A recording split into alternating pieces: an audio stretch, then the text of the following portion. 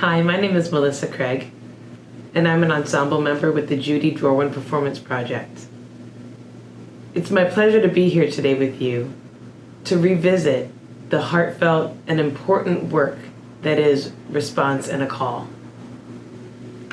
The series was initially inspired by the horrific killing of George Floyd in May of 2020. By June, JDPP had created a virtual platform where our artists of color came together to mourn, question, and investigate the issues around race and justice in this country. Later in the year, the Black Lives Matter movement had gained strong momentum and provided a catalyst in many homes and communities demanding dialogue and action. Through song, dance, spoken word, and truth, we once again came together to talk, dance, and tackle the difficult topics of racism and divisiveness in America. The passing of John Lewis and Ruth Bader Ginsburg had a huge impact on all of us. The second Response and a Call in September of last year became a celebration of the triumphant nature and power of hope and love amidst the darkness. For the third and most recent presentation of Response and a Call, this past February, the series took a turn inward. Ensemble members were asked to create new material and explore around the concept of being seen and surviving as a person of color in the white world. Please enjoy the following excerpts of the Response and a Call series. It takes a village to create this magic. I honor and hold space for my fellow artists and contributors on this project. We stand on the shoulders of our ancestors against racism and injustice everywhere.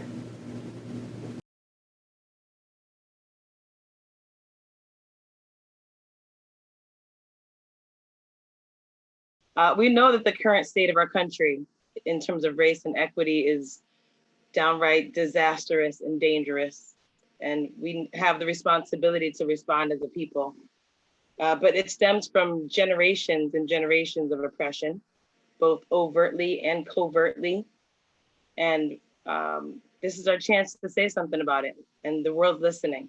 And I'm so thankful again for Judy's work, which investigates these systems and helps us to interrogate and really pick apart, diffuse, and create hope through our artistic dialogue.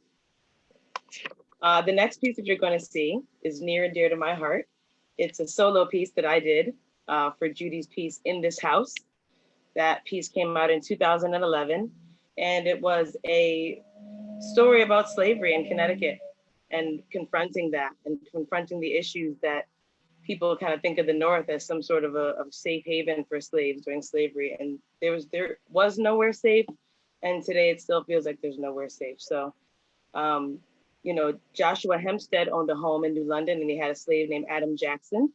His mother, Joan Jackson, as any mother who has to go through trials and tribulations and can't be with their child goes through. I think that when we first made this piece up, it was designed to speak to that and give Joan a voice via Adam's story as told by Joshua and told by the house. The excerpt you're going to see tonight or today, for this event, was actually done at the Hartford Stage this past winter for our latest production, She Speaks Her Piece. And She Speaks Her Piece was like this conglomerate of new and old work that, gave a new meaning, and we kind of revamped it and added some songs at the end. But the story of Joan and her struggle as a mother then kind of resonates exactly through history to now. So what you're going to see is the excerpt of the story of Joan as done at She Speaks Her Piece. We have the voice of Alvin Carter and others in the voiceover, and the beautiful voice of Leslie Bird accompanying the piece, and I hope you enjoy it. Joan Jackson, Adam's mother, born a slave in New London. Her story lies within these words. Torn open, ripped apart, can't hold on, pulled again, freed for a time, tossed asunder, family wrenched, failed escapes.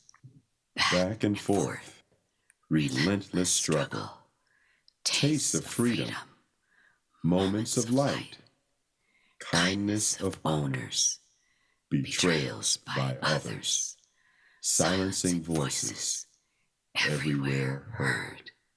In, out, here, there, before, after, unseen ropes, tighten, tighten. Can you see them? Can you feel? In, out, here, there, before, after, endless cycles, repeat, repeat. Can you hear them? Will you tell? Ooh, ooh, ooh, ooh, ooh, ooh, ooh, ooh, ooh, ooh,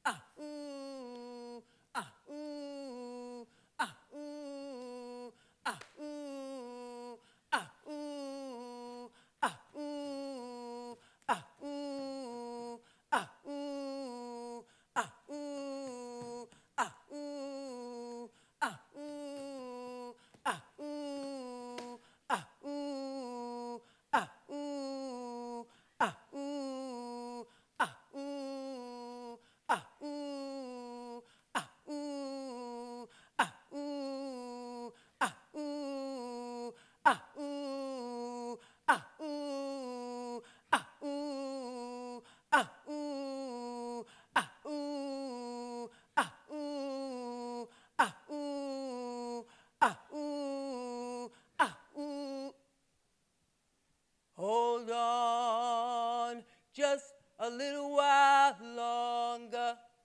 Hold on just a little while longer. Hold on just a little while longer. Everything's gonna be alright. Everything's gonna be alright. Hold on just a little while longer. Hold on just a little while longer. Hold on just a little while longer. Everything's gonna be alright. Everything's gonna be alright.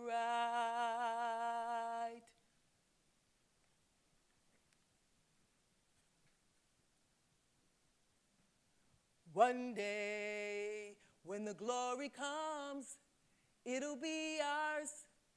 It'll be ours. Oh, one day, when we've overcome, we will be sure.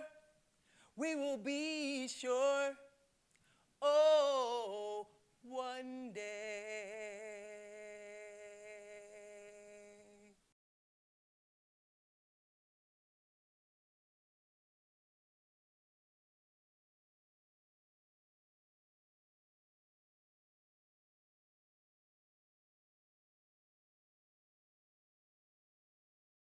While my time here has come to an end, I want you to know that in the last days of my life, you inspired me.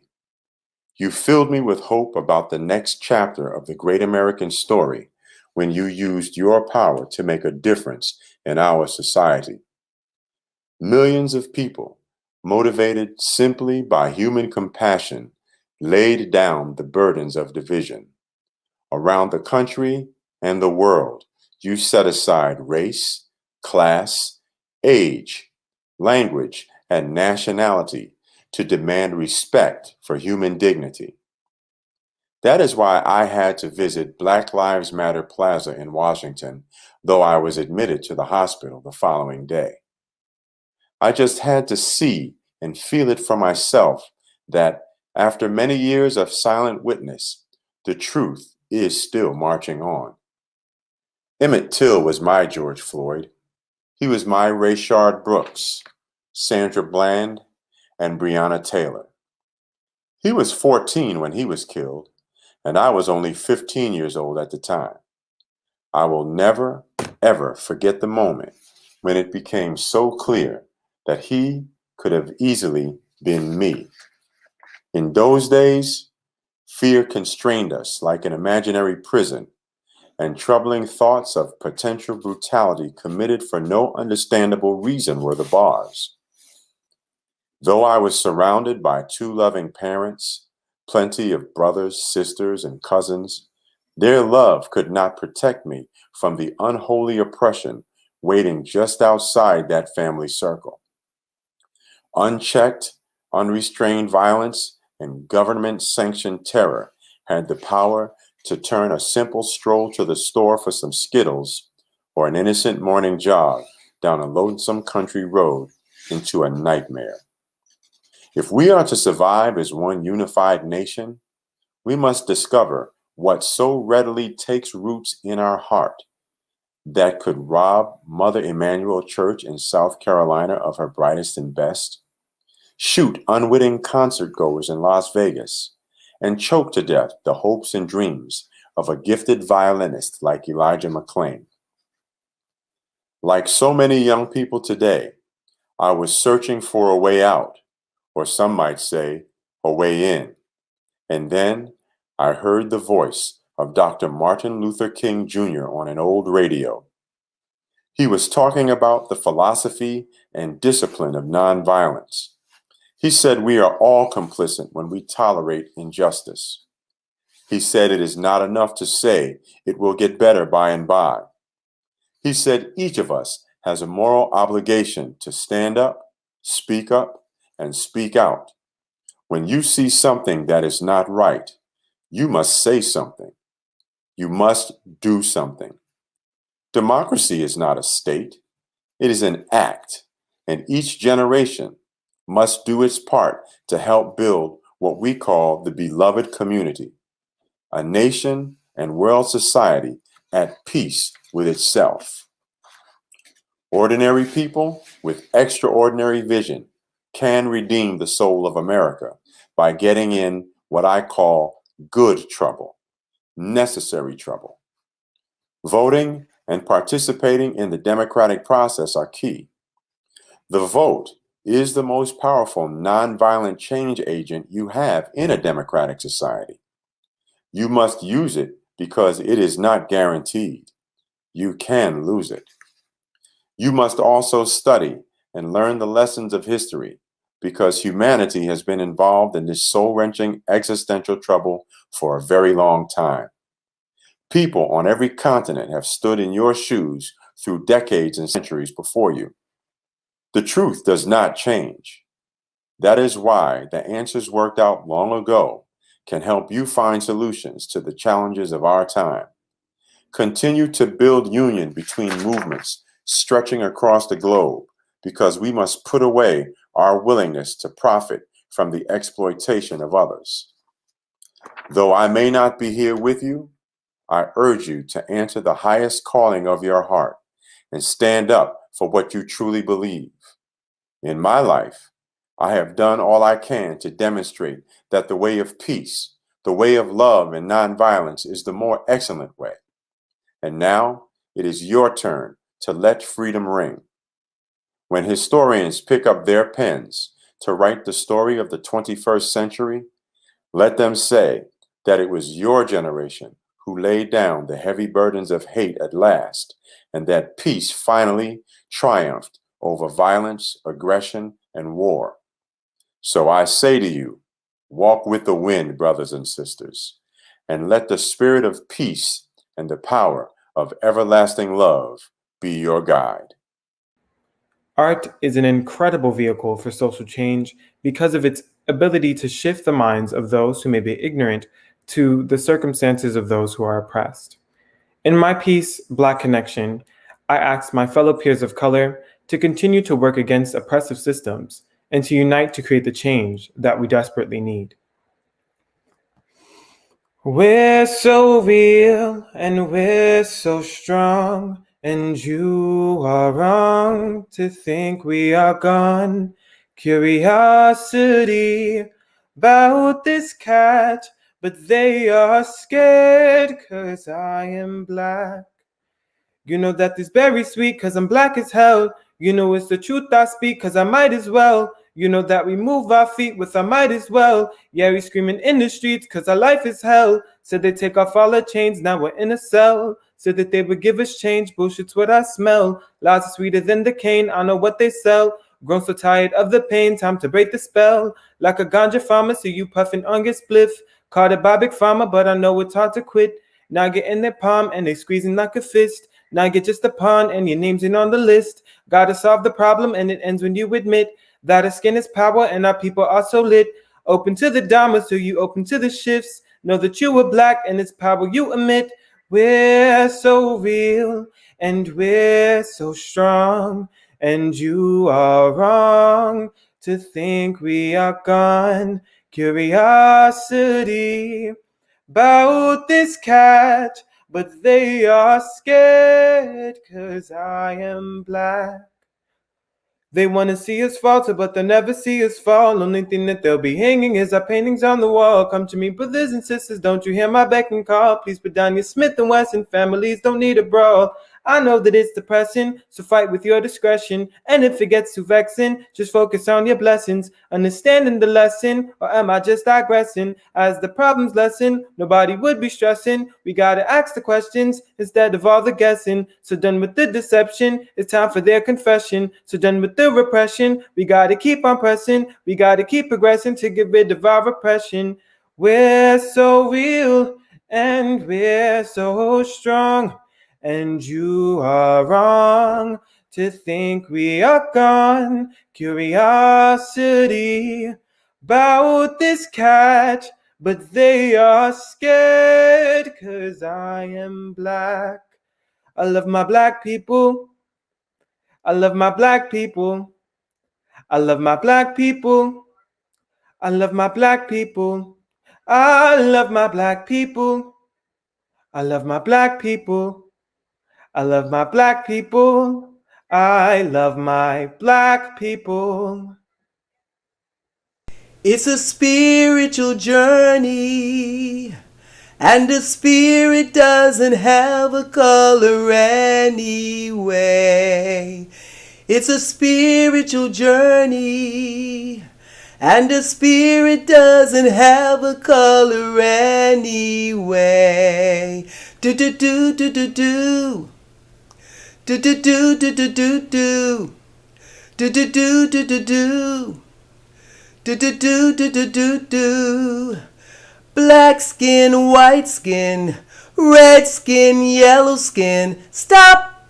It's a spiritual journey, and the spirit doesn't have a color anyway. It's a spiritual journey, and the spirit doesn't have a color anyway. Do do do do do do. Do do do do do do do. Do do do do do do. Do do do do do do do. Do you call these spirits jealousy? Do you call these envy? Do you call these spirits bitterness? Do you call these intimidation? Do you call these spirits fear? Do you call these hatred? Do you call these spirits? So someone thinks, so they are. It's a spiritual journey, and the spirit doesn't have a color anyway. It's a spiritual journey, And the spirit doesn't have a color anyway. Do do do do do do. Do do do do do do do. Do do do do do do. Do do do do do do do. Fly, spirit, fly. Fly, spirit, fly. Love. Fly, spirit, fly. Peace. Fly, spirit, fly. Joy. Fly, spirit, fly. Kindness. Fly, spirit, fly. Gentleness. Fly, spirit, fly. Self-control. Fly, spirit, fly. So someone thinks, so they are.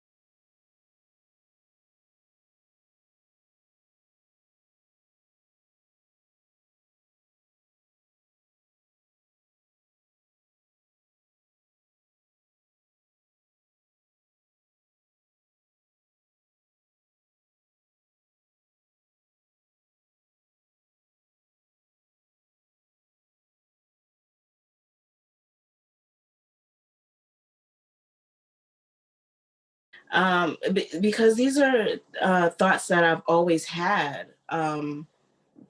Thoughts, feelings, knowing that the struggle of just dealing with my complexion, me and being in York, realizing that how other women, like just sitting down at the table talking, how many other women felt the same way, about their skin complexion, how they're viewed or talked about or seen, and that in prison.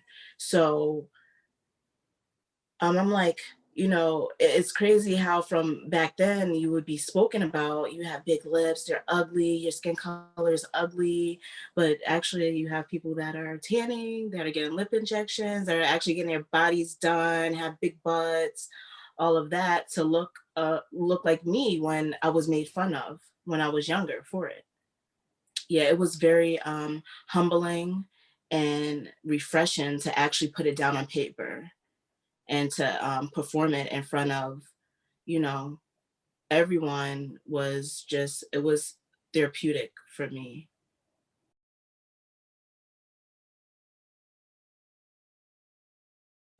Just honestly being tired. Always, and not only because you push me to do it, but um just really wanting to love myself and become, and just to have that peace um with myself. I did not think that it would reach so many people. I didn't think so many people would relate to it.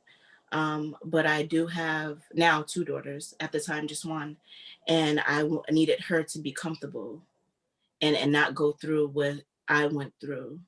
Because like in my piece, I said I used to bathe and put bleach in my water just so I could have a lighter skin tone. Well, what I thought would be a lighter skin tone, and it didn't work. I just became ashy, like it wasn't. So all in reality, I was running and hiding from who I really was, and I didn't want my daughter to have to go through that. And I really want her to be proud of her skin complexion.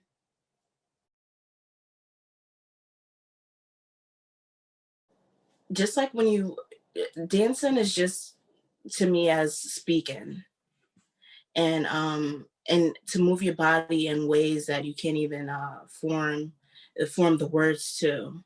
So dancing and moving, and I really love it. I just love it.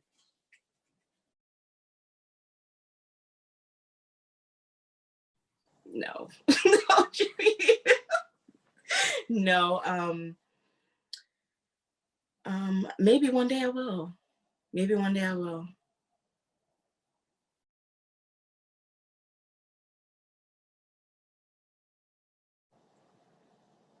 Do you really?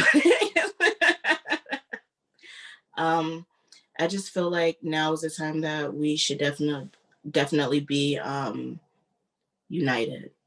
Now is the time. And just I'm one of the people that never really understood racism. Like I never got it. Like why? But why do you dislike me because of my skin color? Why don't you like me because of what you know? Just judging a book by its cover. And so I never really understood that part. But what I can say, not getting too deep into it, but yeah, now is the time that we should definitely be divided.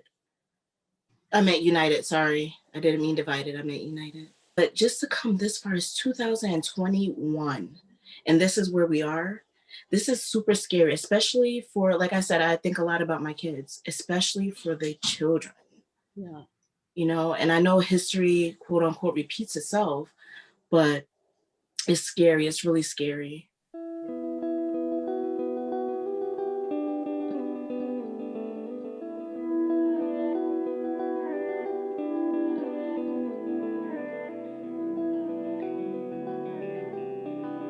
I despised the way my skin looked.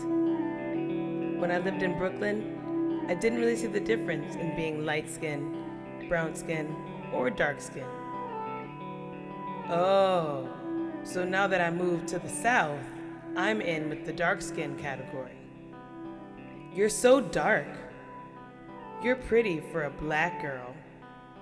Is it true that your people like watermelon? Wow, the ignorance of smart white kids. So, as I got older, I started to hate myself as well as my skin color because of what I would hear. There are times when I would pour bleach into my bathwater in hopes to be a little lighter, like my friends. I also put on makeup that was lighter than my skin to cover up the self-hatred. Nope, that didn't work out. Instead, it made my face look ashy and dusty. But who was I really trying to fool? Taking off all the makeup in the world, I still had to face what I thought was a black, ugly, damaged girl that no one would ever want. I look back at the choices I made as a young girl, trying so hard to fit in, so hurt and lonely. Today, I love the skin that I'm in. What? The ignorance of those little girls that I went to school with. A tan to seem darker, lip injections to have full lips like mine. I refuse to let anyone's opinion bring me down because they don't like my complexion. I embrace me and women who look like me.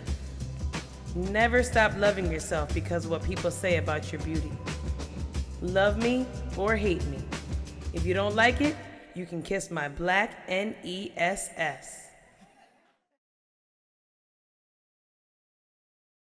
The next piece that we're going to share with you is actually a personal story and poem of mine that I wrote. And you're going to get a chance to see how I interpret it through dance as well. And we're really kind of interrogating the idea of, or investigating, I should say, and exploring the idea of what it's like to exist in the Black and the white world. Like there's this dichotomy that's created that you have to try to tiptoe the line and balance with.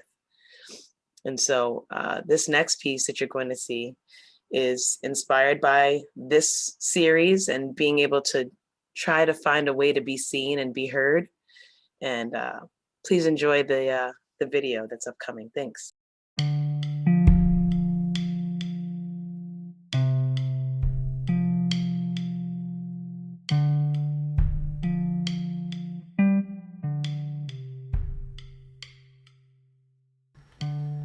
Being the only one is sometimes an out-of-body experience.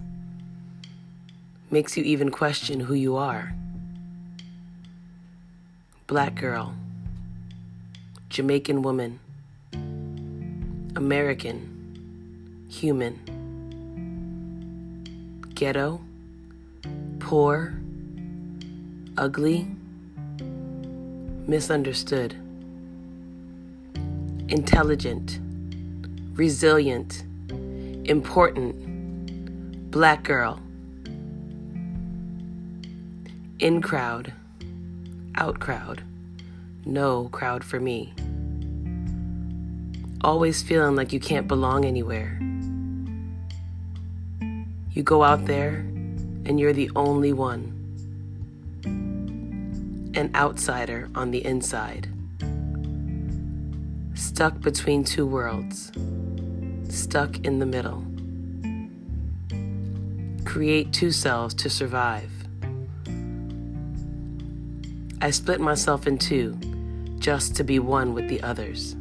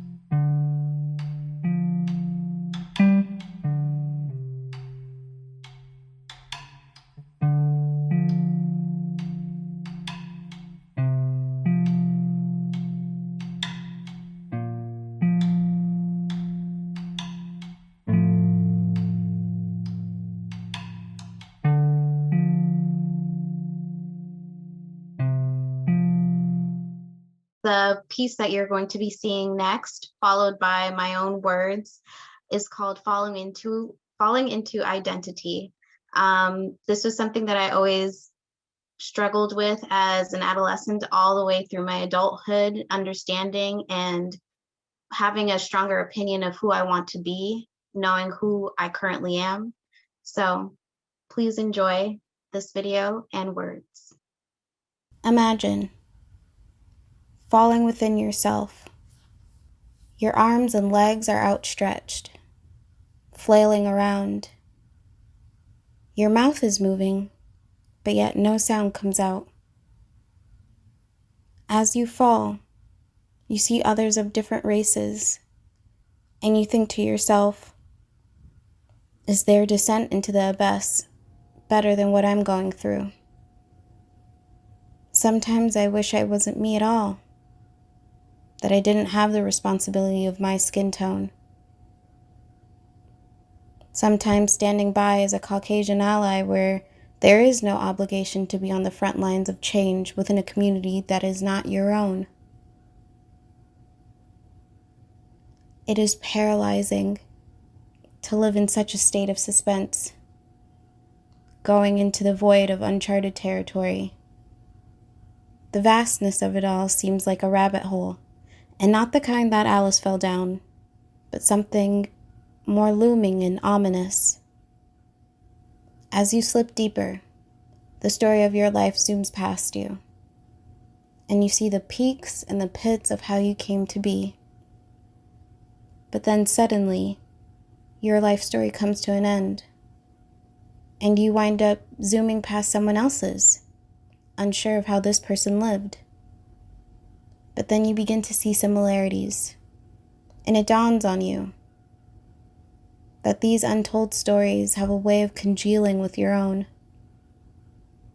You faded from one light into darkness. And when light shines through again, it is not where you entered from, but it comes from somewhere completely new and uninhabited. When I land, I hope I will be comforted by coils and curls and embrace the reality of who I am.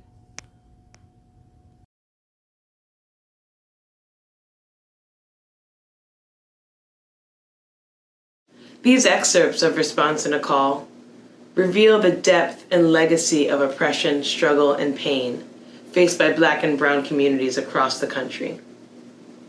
But they also provide a beacon of light from the members of our JDPP artist family as a message of hope for the future. There's so much work to do. This platform has been a helpful tool, especially during the pandemic, for connecting and keeping the conversation going. It serves as further proof that the arts are a source of healing and understanding. The Response in a Call series will debut its fourth artistic offering on November 12th. New voices and fresh perspectives will be added to the conversation of race and survival in these dangerous times.